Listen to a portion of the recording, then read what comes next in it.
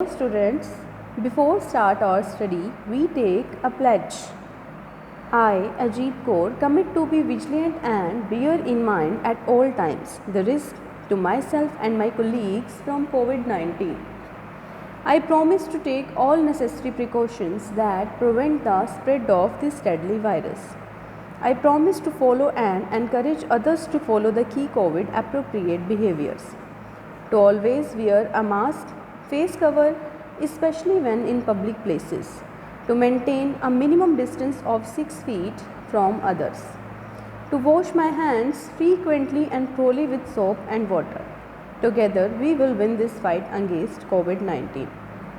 Hope you all are fine and fit and staying at your home only.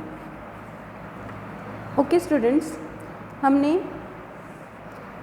Chapter हमारा हिंदी का किया था, पाठ जो था बातचीत एक कला,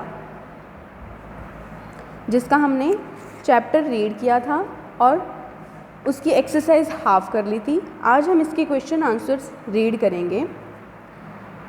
फर्स्ट क्वेश्चन इसका है लघु उत्तरीय प्रश्न में पहला इसका प्रश्न है, लेखक के मित्र ब की सफलता का रहस्य क्या था। लेखक के अनुसार उसके मित्र ब की सफलता का रहस्य था बातचीत की कला में निपुणता। ब अपनी बातचीत से संपर्क में आने वाले सभी व्यक्तियों को लुभा लेते हैं और उन्हें अपना मित्र बना लेते हैं।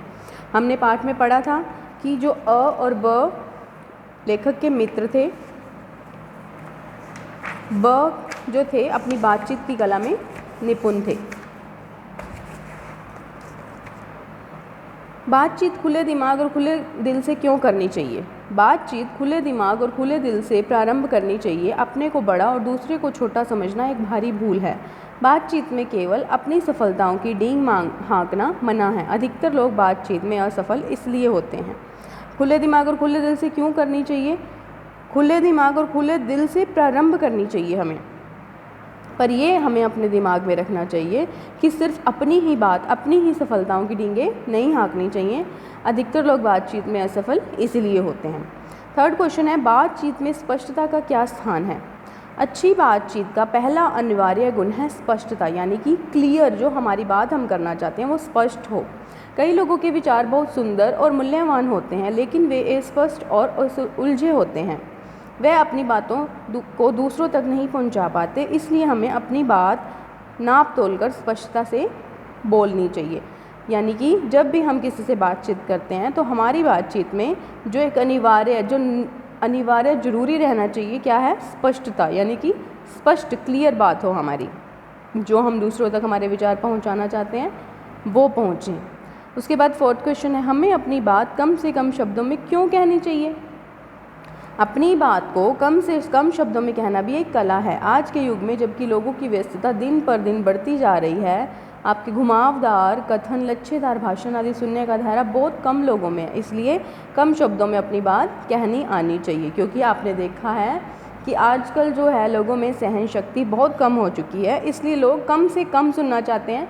इसलिए हमने अपनी जो बात करनी है उसे कम से कम शब्दों में स्पष्टता से करनी चाहिए। दीर्घ उत्तरीय प्रश्न है। उसके बाद पहला प्रश्न हमारा है, बातचीत सामाजिक आवश्यकता और सामाजिक दायित्व दोनों कैसे हैं। बातचीत या वार्तालाप सामाजिक क्रियाकलाप है जो सामाजिक विकास का आधार प्रस्तुत करता है। हम सभी समाज में रहते हैं और सामाजिक जीवन में पग पग पर बातचीत करने की आवश्यकता होती है। यह सामाजिक आवश्यकता और सामाजिक दायित्व दोनों हैं।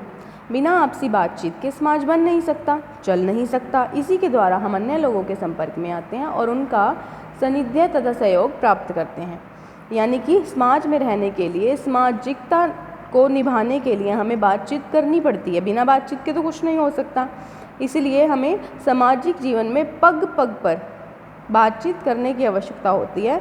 ये सामाजिक विकास का आधार प्रस्तुत करता है। हमारी जो बातचीत है, हम किस तरीके से बातचीत करते हैं, तभी हम दूसरे लोगों के संपर्क में आते हैं और दूसरे हमारे संपर्क में आते हैं और हमें एक दूसरे का सहयोग प्राप्त होता है। सेकंड क्वेश्चन है, लेखक ने ऐसा दावा किया है कि गांधी जी ने आज़ादी की लड़ाई बातचीत के बूते पर जीती है। लेखक ने, आपने पढ़ा था चैप्टर में कि उन्होंने कहा कि मैं ये मानता हूँ कि गांधी जी ने आज़ादी की लड़ाई बातचीत के बूते पर जीती है।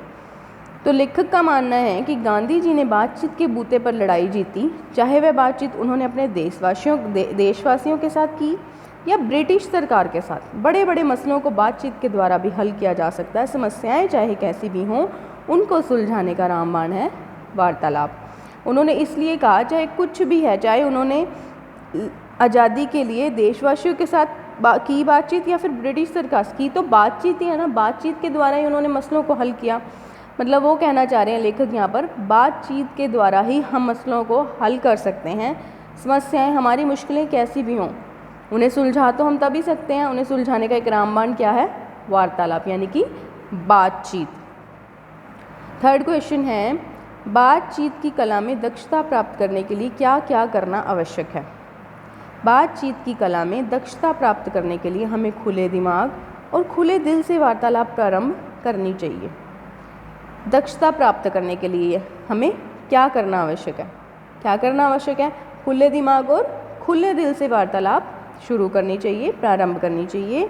दूसरों की बात सुनने की क्षमता होनी चाहिए। वही बात दोबारा आ रही है, ये नहीं है कि हम सिर्फ अपनी ही बात रखे जाएं, हमारे पास दूसरों की बात सुनने की भी क्षमता होनी चाहिए। हमारी बातचीत का स्तर और उसकी भाषा श्रोता और अवसर के अनुसार बदलनी चाहिए, यानी कि जिस तरह का वहाँ अवसर है या जैसा सुनने वाला है उसके अकॉर्डिंग हमें अपनी बातचीत बदलनी चाहिए, उसका स्तर बदलना चाहिए। सुलझे विचारों के साथ बात कहने का प्रयास करना चाहिए, यानी घुमावदार बात नहीं होनी चाहिए। वार्तालाप एक कला है जिसके लिए प्रयत्न और अभ्यास आवश्यक है। फोर्थ क्वेश्चन है, शुद्ध भाषा के प्रयोग का बातचीत में क्या महत्व है? शुद्ध भाषा के प्रयोग का, भाषा की शुद्धता का भी वार्तालाप में बहुत महत्व है। अशुद्ध भाषा और बनावटी भाषा का प्रयोग करके लोग हास्यास्पद बन जाते हैं। अब हम एक ग्रुप में बैठे हैं, वहाँ पर हम अशुद्ध भाषा का प्रयोग करेंगे तो ऑब्वियस बात है कि हम क्या है, हंसी का पात्र बनेंगे, दूसरों के द्वारा हमारा मजाक बनाया जाएगा। इसलिए स्मरणीय है कि याद रखना चाहिए कि हमारे मुंह खुलते ही लोग हमारे बारे में बहुत कुछ जान जाते हैं।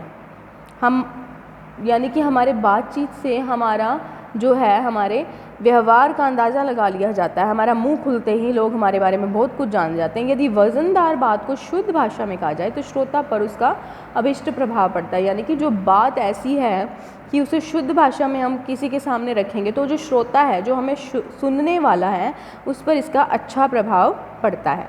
ठीक है। उसके बाद नेक्स्ट क्वेश्चन है, बातचीत में शिष्टाचार के किन नियमों का पालन आवश्यक है? अब नियम की बात की गई है कि शिष्टाचार के कौन से नियम हैं जिन्हें हम हमारी वार्तालाप में, बातचीत में प्रयोग करने चाहिए, या हमारे प्रयोग वह जो हमारे शिष्टाचार में, बातचीत के शिष्टाचार जो है कितना आवश्यक है। बातचीत में शिष्टाचार के नियमों का पालन करना आवश्यक है, जो इस प्रकार है। हमें कोई भी बात दावा करते हुए नहीं करनी चाहिए और उसमें दूसरों से मनवाने की तथा अपने को अधिक चतुर जताने की प्रवृत्ति तो होनी ही नहीं चाहिए। किसी की हैबिट होती है कि अपनी बात ही वो सही बोलते हैं कि नहीं हम ही सही हैं, हमारी बात ही सही है। ऐसा नहीं होना चाहिए कि किसी बात का दावा नहीं करना चाहिए जब तक हम खुद उस बात पर श्योर ना हो। सामने वाले को कभी भी अधिक बोलने के लिए विवश नहीं करना चाहिए।